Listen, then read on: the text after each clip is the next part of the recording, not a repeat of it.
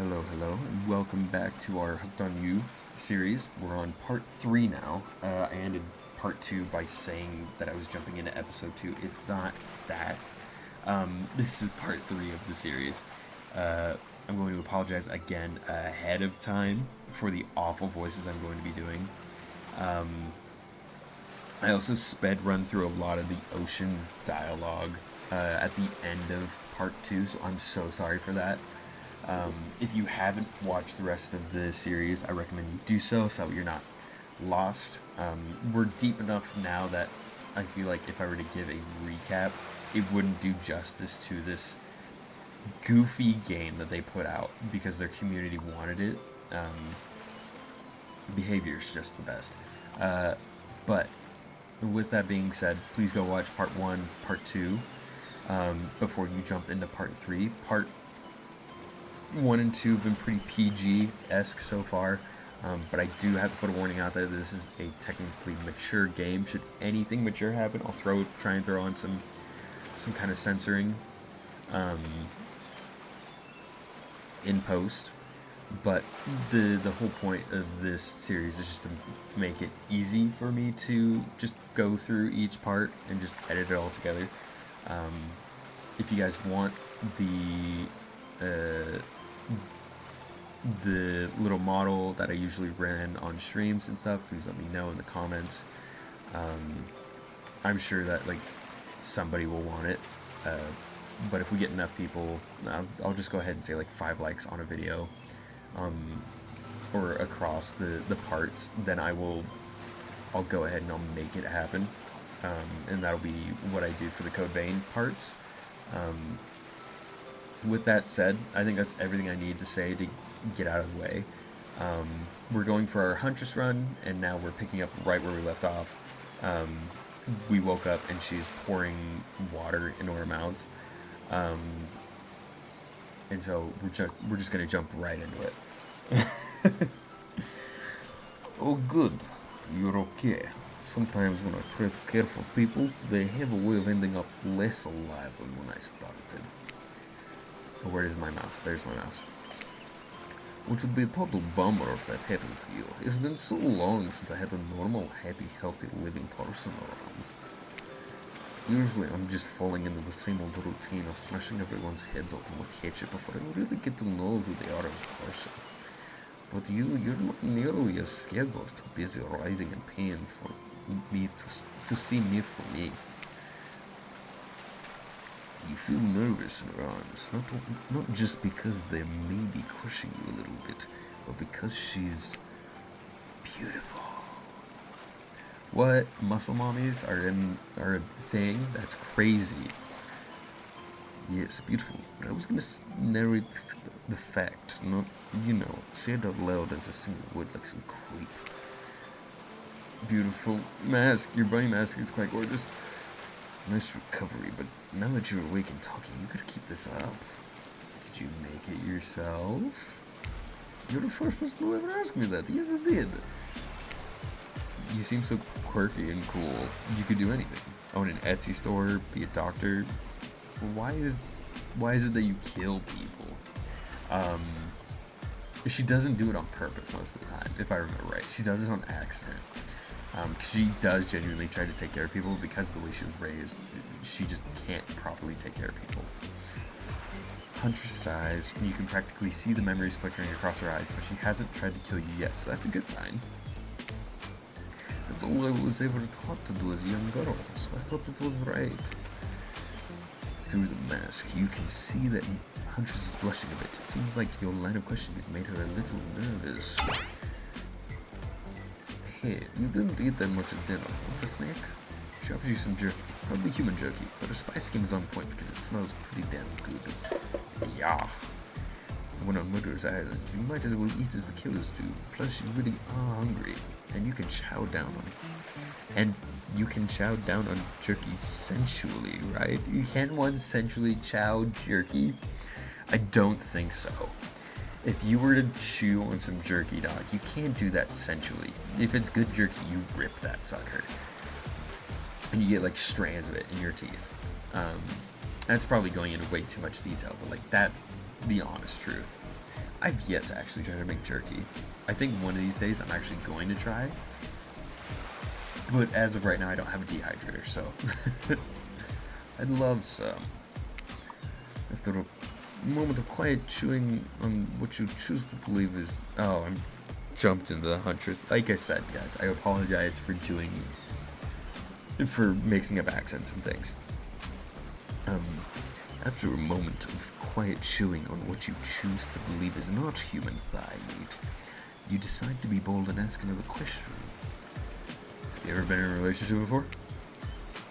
Dang, you're really going there. You do not play around, Keanu. I am... Just takes a moment to think deeply before answering. I must say, it's quite amusing to see this hulking bombshell get all twisted up with these personal questions. Kudos to you, Keanu. There was this one deer that looked at me quite provocatively in a clearing once, but that doesn't count, does it?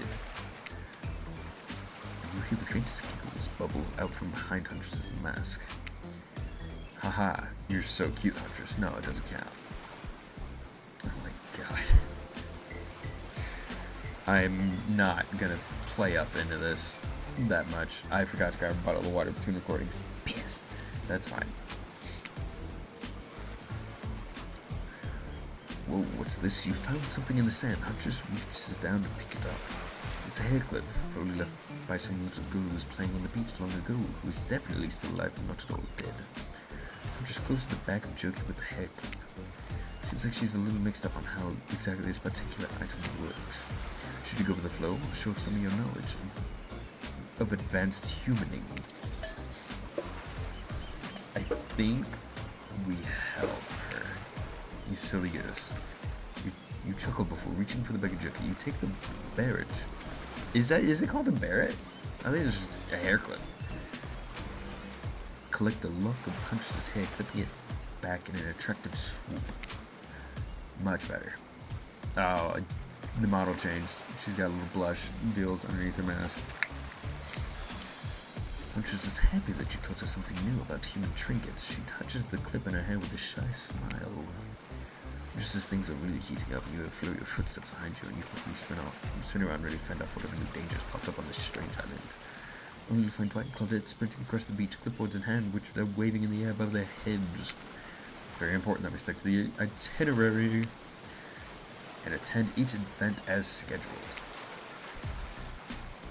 Playing sick for cute flirt points was not part of this evening's activities.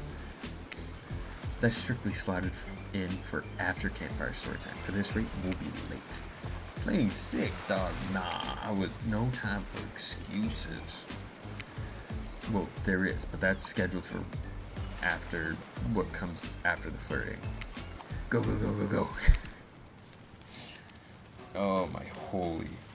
I need to do a better deal for Dwight and Claudette. I feel so bad because they feel kind of half done. So I'm so sorry. But we're gonna keep going. Okay, here we go. Everyone is gathered at the fire pit. Dwight and Claudette quickly make an announcement. We're not going to blame anyone in particular, but someone, we're not going to say who, so don't worry, you, hasn't been sticking to this schedule. That means we're behind on time for evening activities, and we'll only have time for one person to share their special spooky nighttime story. Just one story, but story time was my favorite activity. This is a narrative-heavy experience. That's facts. You're telling us that only one person gets to share? How will we decide who? Oh great, we have to decide as a group? That never goes well. Whoever did this step up now, I swear I will be angry. I'll merely chop your head off. No fuss, no muss. No coconuts. Oh. Voice trembling, you realize this is probably it for you. You embrace your fate. Sorry everyone, I think they're talking about me. To be honest, I still don't understand how this whole schedule thing worked. I guess I lost track of time while I passed out. I've been there before, even though it's taking some pressure off me, which is an absolute dream come true. Is it really fair to pick up the newbie? seriously, has anything here ever happened on schedule even once? Damn it, Donald. If you try to flex that authority gimmick one more time, so help me, I'll snap your head off so quick that I'll drown you in his blood. Cynthia, fuss and muss are back on you too. No, I to hack, slash, and slice. Rip and tear till it is done.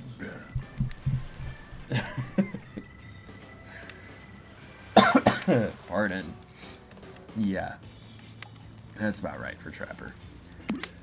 We all know you love to kill. It's almost all you talk about. No one named any names. Who even knows any names? Not us. I renounced my name. Who's Donald? Who's Dwight? Who even knows anymore? Call me nobody. I love the amount of fun that the devs had while making this game. That they actually changed Dwight's name to nobody for like this next little bit. Until the game reloads a deal. I think on like day 2, I think is when it is, or it's immediately after your next few choices. It's something that my mind is just picking up because I'm going into coding and stuff. So this would be a loop. Once X activity is completed, then exit loop, and then that'll update Dwight's name from nobody back to Dwight. I sound like such a nerd. I'm so sorry. I'm just here to have a good time. But we still gotta get started on story time, so... Keanu, who do you think should go? Ah, damn it, that's a name. Please pick somebody quickly so that this tropical vacation doesn't turn into a bloodbath. Huntress. I choose you, Huntress. You're like a Pokemon? Dog. That's disrespectful. That is so disrespectful. I choose you. Whoa, this entire experience is being carefully crafted to avoid an IP infringement lawsuit. Let's be careful with the catchphrase. I called it. I was right.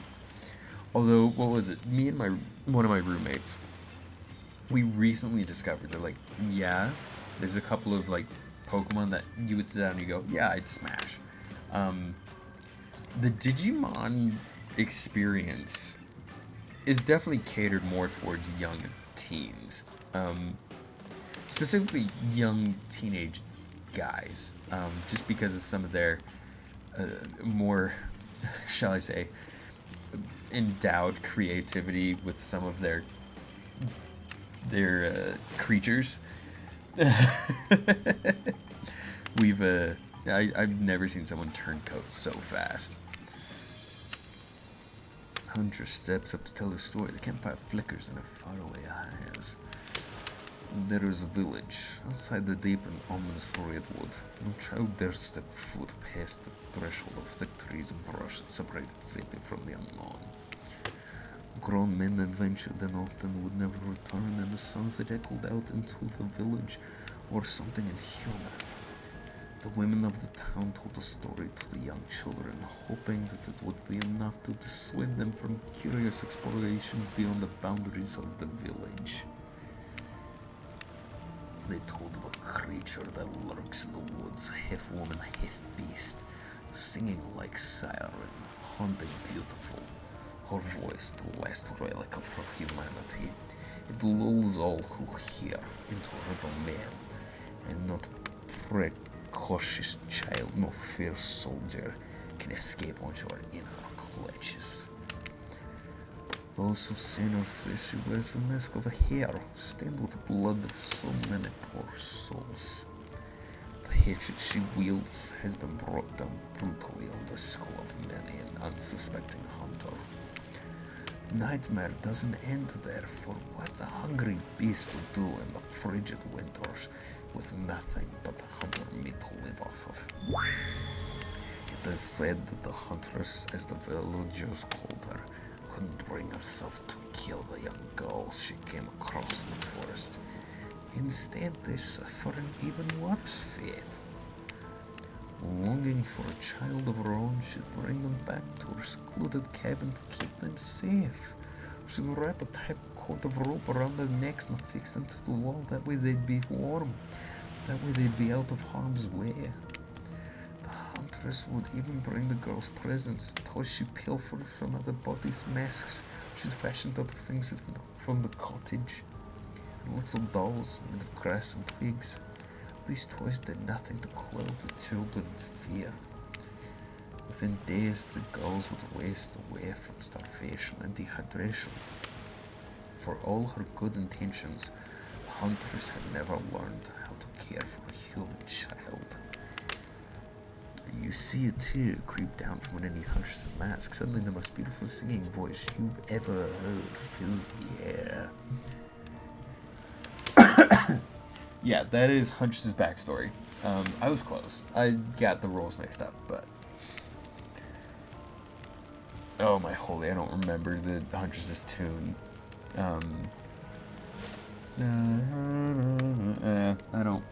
I couldn't.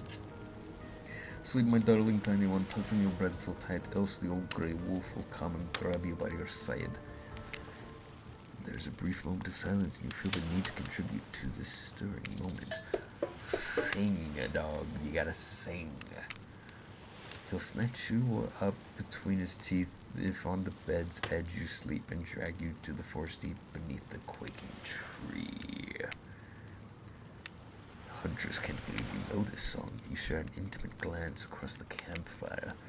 So close your eyes and fall asleep, counting the little woolly sheep tucked so tightly you must keep, or he will come for you.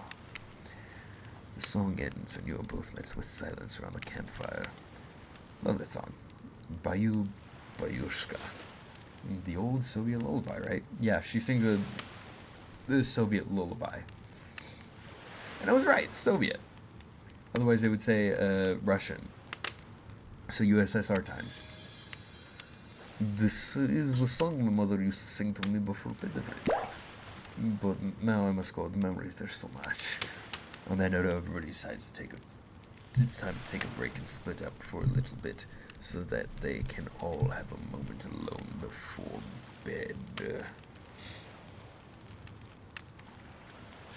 Alright. Everyone leaves, and you're alone by the campfire. The only thing you hear is the ocean slowly lapping against the shore. This is nice. A true moment of peace and tranquility. Unless all of 7 seconds because Trickster shows up and he's blaring his latest song.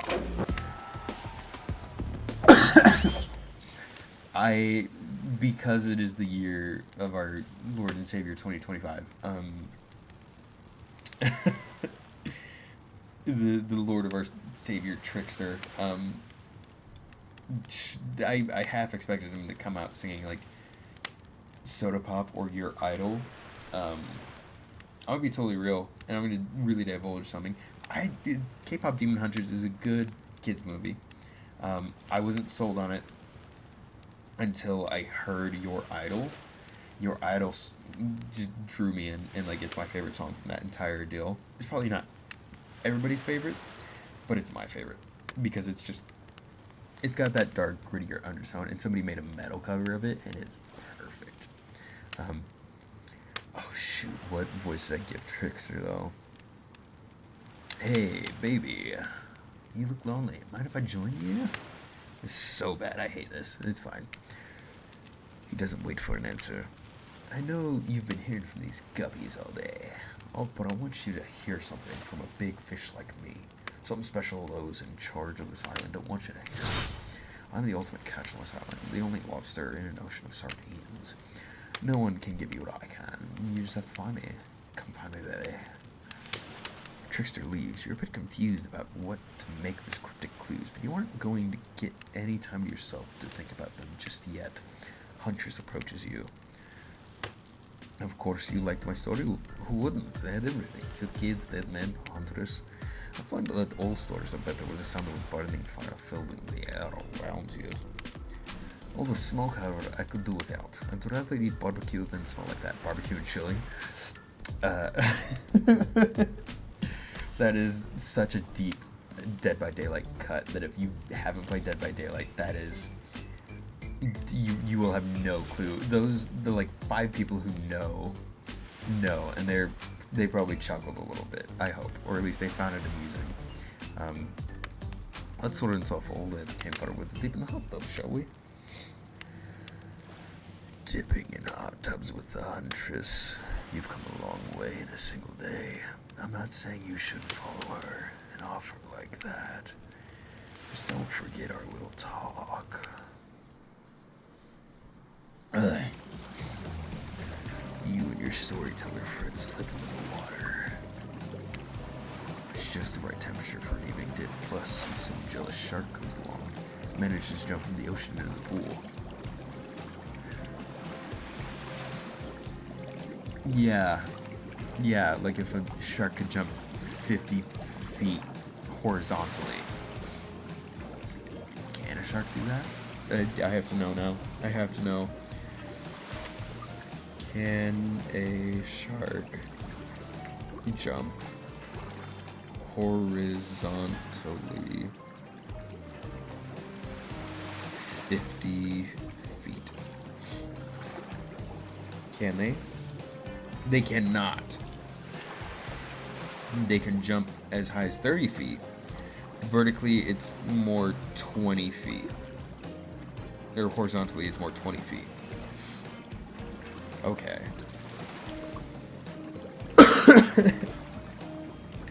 Now I know, dog. And I now know to stay out of the ocean, and if I were to go over it, be like 40 feet in the air.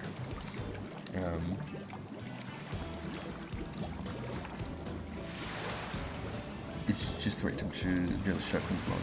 Else, you're pretty sure your killer companion could handle it. Yeah. So it would only be able to make it left to like make those chairs. Before you run off, I wanted to make something clear. You know that half-woman, half-beast I was talking about in my story?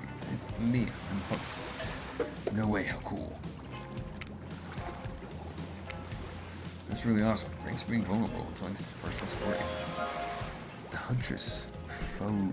It does. Do you say that, foe? It's a French word. I butcher French every time. Fauchouet.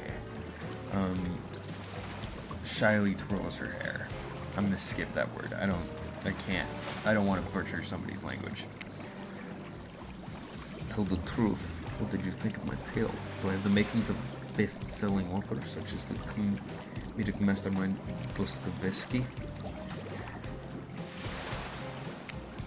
This is a really well-told narrative. Clear beginning, middle, end. Riveted from the start. Plus the woman in the forest. I mean, you are clearly not a true villain. You were just a traumatized child. Okay, now you're being a suck-up. The Huntress's eyes leer at you from behind the mask. She's had her time in the spotlight. Is playing coy now. Chuckle awkwardly. You chuckle awkwardly at Huntress's statement of the obvious. Why are you laughing?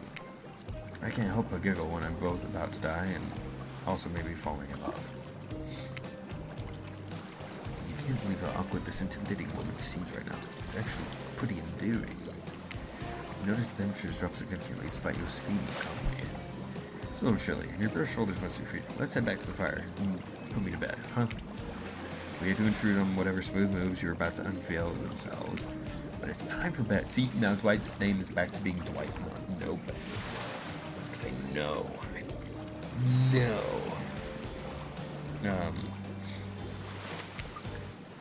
Usually nighttime is when I do my best hunting. After a day like today, I'm pretty tuckered out. Will you see me tomorrow, Keanu? Only if I don't see you first. You make a cute little bow hunting motion. Huntress catches the imaginary arrow you shoot in her teeth and then bites down hard, stepping in hand. At least you think that's what she's doing. It's kinda hard to tell. Good night, my little snake. No, not my favorite name to be called, dog. Don't get me wrong, I just can't take compliments well in general. I'm sure it wasn't a reference to actually eating you. You head over to the campfire, the heat is comforting on this chilly night.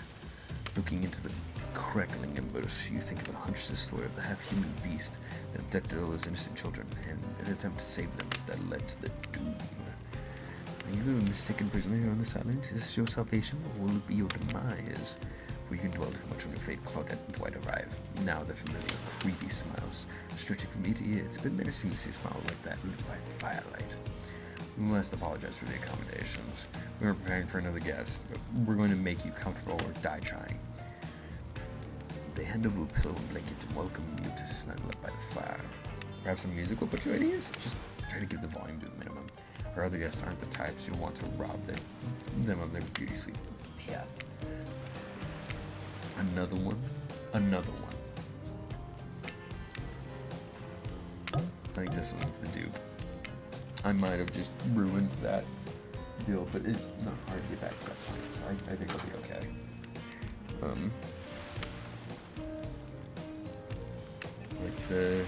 Let's give it a go then, shall we, mate? Once this minigame is over, I will probably end part 3 there. But for now, let's see if I can do it.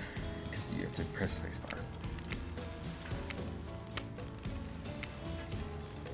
Oh, geez. Which one do I go for? In my area, 93.9, 1015. I messed that completely.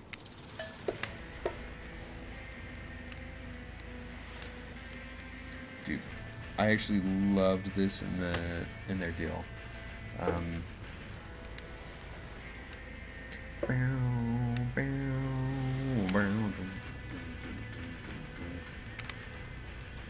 Oh, is this just all the different themes from Dead by Daylight? Hold on. 102.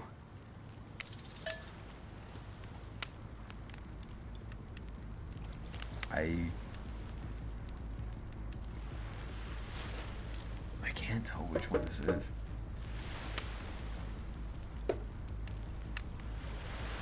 It's a low one though. 88. This is the OG opener. No, it's not. Is this Spirit or Oni? It's one of those two, I think. I could also be wrong. I haven't played Dead by Daylight in a fat minute. We'll turn it off here. No.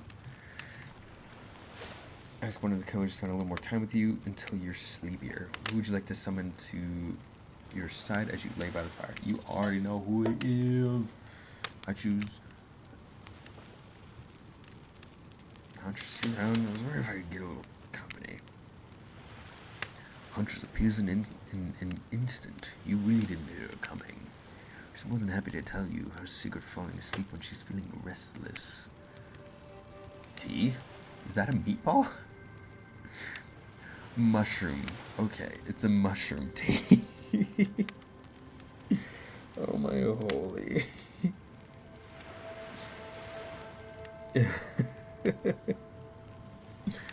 Alright. If a Soviet lullaby doesn't work, that special mushroom tea has always done the trick. When I'm not coating the blade of my hatchet in it to ease the pacing of my victims, I'm steeping it in piping hot mug of water. Try it. Technically, if you boiled the mushroom first and then steeped it, it would be less poisonous. I'm not going to say completely poisonous, but you finally still feel sleepy, except maybe this isn't really a sleepy feeling. Maybe you're paralyzed. You try to keep your eyes open, but you can't. Darkness overtakes you. The dark voice from earlier speaks to you again, but it shouldn't be as spooky by now. You've had the whole day of strange voices in your head, but this one is undeniably odd. Really worked up a sweat watching those killers toss the ball around, huh? Would it have hurt so much to go splash around in some cool ocean waves afterwards? I'm just saying, I'm out here, you know. You awake suddenly to someone looming over you. Wraith stares at you awkwardly. He says nothing, just stares. You look around to see if there's something going on behind you or on either side, but nope. Just staring. Oh, you're awake. I saw you with the Huntress right before bedtime. Are you making some sort of a alliance? Are you with... Wraith scans the horizon. I'm just making sure you are who you say you are. I've been burned before, and something seems off on this island since you've arrived even more often than usual. Maybe we could talk more about that tomorrow. It's just since you got here, I think we could really have a nice day tomorrow together. It's just you have no idea how long I've been waiting. I've been here with these monsters, to be honest. I have no idea either. They're just awful, boring, and loud and stupid. You're different. There's finally someone here on my level. You're thoughtful, interesting, gentle, and I think we could, have fun. I just bumped my microphone. I'll show you some cool stuff if you want. If you don't, that's totally cool. I get it. No pressure. In fact, probably just forget I was here. Good night. Finally alone, you reveal this time. For real this time, maybe. You drift off to sleep again. Hopefully you're not poisoned. We will end part 3. This is part 3 here. Thank you guys so much for joining. It updated that one. Cool. For joining me for part 3. Again, if you haven't watched part 1 or part 2, I would recommend that you go and you watch those. As previously stated, if you do have any tips or tricks, I'm so sorry I won't be able to really put them into the gameplay because I'm recording this all in one sitting. With that being said, thank you guys so much for watching. Please stay tuned as part 4 will be coming out very shortly, or very soon. Please join the Discord, links in the description below, and I will catch all you dudes later. Bye!